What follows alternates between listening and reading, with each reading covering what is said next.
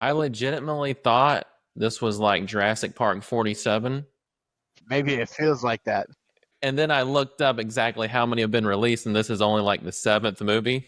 Yeah. Now, they haven't done the whole Fast and Furious thing where they've just kind of like gone nuts. Wait a second. There's dinosaurs on the moon? All right, so first watch, let's give this a go. Okay. Dr. Henry Loomis, this is Zora Bennett, our mission specialist. Sorry, what mission? This would be a medical breakthrough that could save countless lives.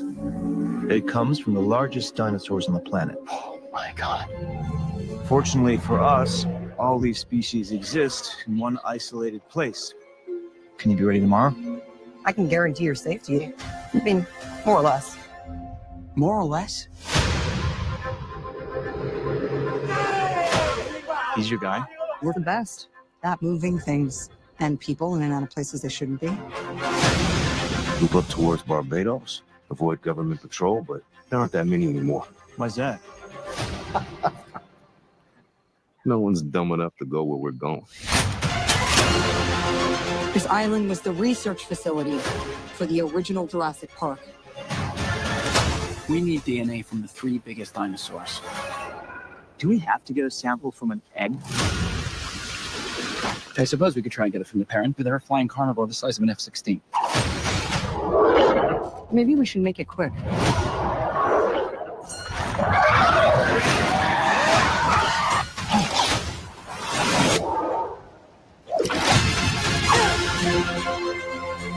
These dinosaurs were too dangerous for the original park.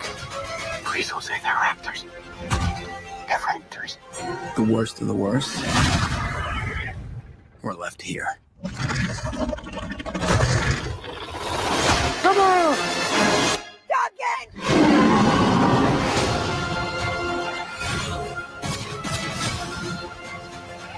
We put ourselves in a place we don't belong. Spitters are in here. A swimming T-Rex. Survival is a long Like in shot. the first book. What the hell are those? They're helping the mosasaur defend territory, stalk, hunt. None of what you just said is good.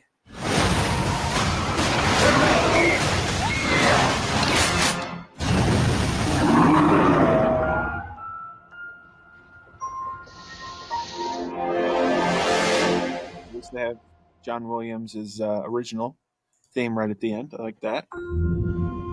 Seth, you haven't seen any of the Chris Pratt trilogy? I've seen bits and pieces. I really liked the first one, but the other two are crap. So interesting here. I thought Chris Pratt was in this one, but they don't show him at all. Am I wrong about that? He might have like a cameo or something, but I know they were really pushing Scarlett Johansson is the main. Okay. So is this Yeah, kind of been handed off to her now? Yeah, I think so, but it's still within the same universe of Jurassic Park and Jurassic World. The vibes I got from this trailer are it's very much like setting it up to get reintroduced to the story. I felt some of the comedy a little flat, you know what I mean? Like all the comedy pieces in the trailer were like that. This is a soft reboot of the whole franchise. Yes, Seth, your observation about like the comedy and stuff like that, that is kind of my fear, because I don't know if you felt like this, Aaron, but Chris Pratt has really good comedic timing. I think he did well in the Jurassic World series, but like some of the other comedy in the Jurassic Worlds, it just kind of felt flat and felt generic. That's what I loved about the first trilogy, because, Sam Neill and especially Jeff Goldblum, they can do subtle comedy really well. So it's not like over the top and like, it's like, it's actually tasteful. And it makes it even more impactful. It doesn't take you out of the, the whole universe of Jurassic Park. It's not like slapstick or goofy. Well, I felt like they could play off of each other, and one of my criticism of the other, the first one had a little bit, but the second two of the Jurassic World series, there wasn't anyone to play off. It really was choppy. It was like independent characters, and there wasn't like two people to like work together. Malcolm played really well off of Dr. Grant, but also played really well off of John Hammond, Yeah. So yeah, there were like multiple characters that were all really well done, really good actors, and they all had like little bits here and there, kind of annoying each other, playing off of each other. Yes, I agree. My initial reaction of this trailer feels like it's gonna not take any lesson from the first three, because I was just sitting there, I'm like, well, this is a movie I can skip. I could also skip this trailer. Yikes. I hate futuristic weapons too. It's like it's set in modern day, like get it more grounded. You're asking people to buy into clone dinosaurs. At least make everything else around it very believable. Don't give them like futuristic guns. Just give them like, you know, ARs or whatever, to really ground it. That way the rest of it is more believable. Do you think it's a laser gun, or do you think it's just some fancy ass trank?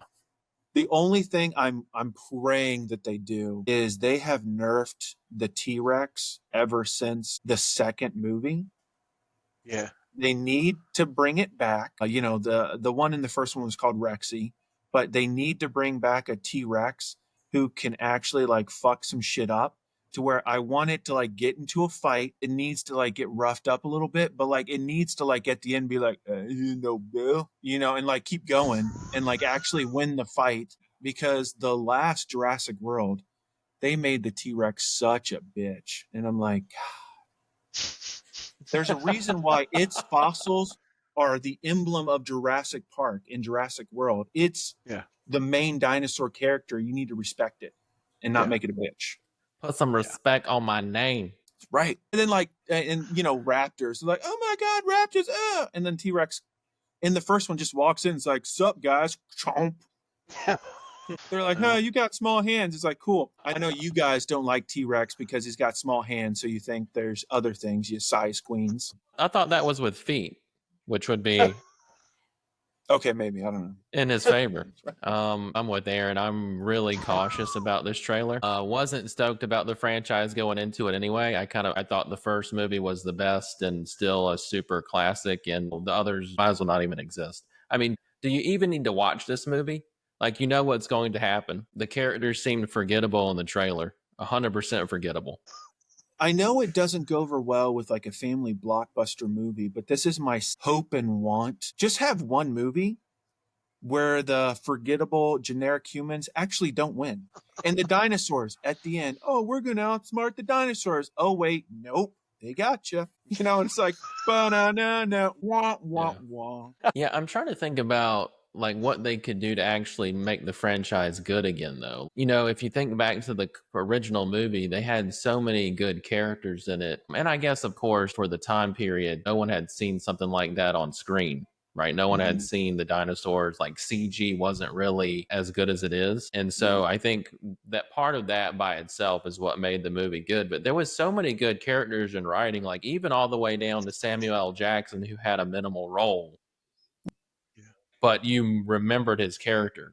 I think just moments and nuances, and again, character development with characters that you wanted to care about. A lot of these franchises, Mission Impossible did it, Fast and Furious did it, where they start out as more telling a story, and then they go down the road of the only way they can up the ante is by getting crazier and crazier with more action and wilder stuff. I mean, this is going way off tangent, but Mission Impossible, and the very first Mission Impossible was like a spy thriller. It was not an action movie at all.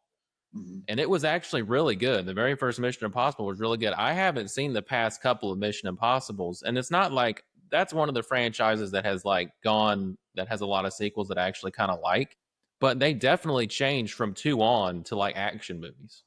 You know, it's funny you bring that up, because when you said like, what can this franchise do? Honestly, I think this one franchise is the one where I would really push for a reboot. The reason why is because the original is a classic. It's amazing, but it's so far off of the source material, not in a bad way at all. It's an excellent movie. It's very well done, very well written, everything like that.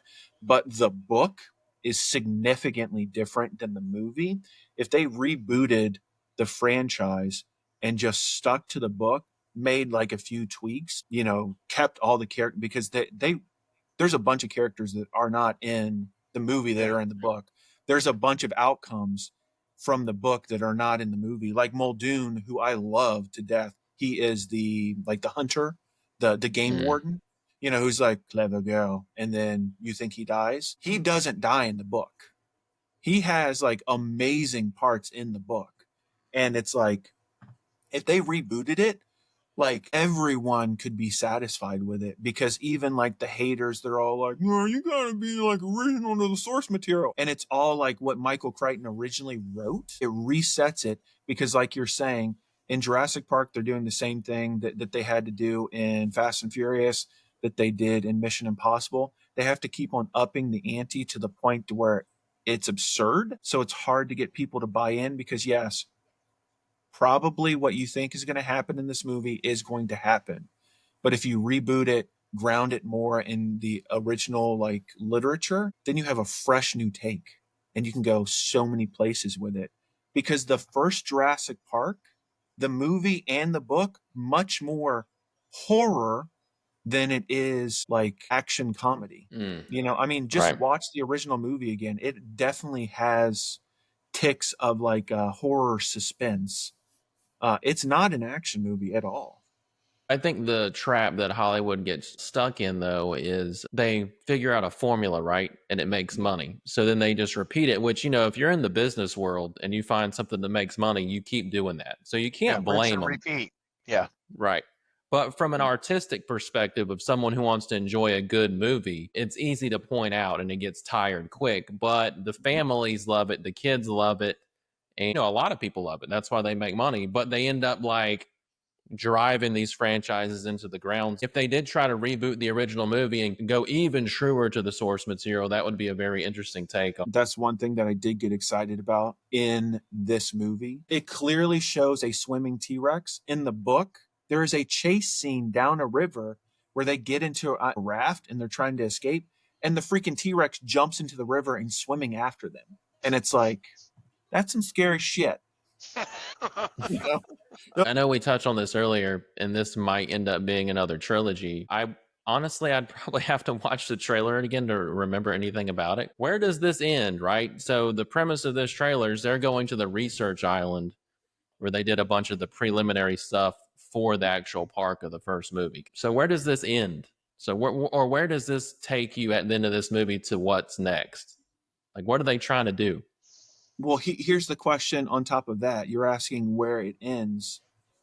What is the purpose of it? There's like something critically important that they have to gather, some sort of research or something. They need 3 specific dinosaurs.